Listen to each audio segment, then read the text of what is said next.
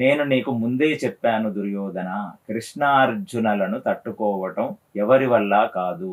ఈ భూమి మీద ఎటువంటి శక్తి కృష్ణార్జునులకు ఆపోజిట్ గా నిలబడి యుద్ధం చెయ్యలేదు. నేను ఏమి చెప్పాను నీకు? నేను ధర్మరాజుని సశరీరంగా బంధించి నీ దగ్గరికి తీసుకొని వస్తాననే శపథం చేశాను తప్ప అది కూడా ఎప్పుడు కృష్ణార్జునులు వారి వైపు ఉండకపోతే, అంటే ధర్మరాజు పక్కన కృష్ణార్జునులు ఉండకపోతేనే నేను ఈ పని చేయగలనని చెప్పాను. అందుకనే కృష్ణార్జునులను నేను వదిలేశాను లోపలికి.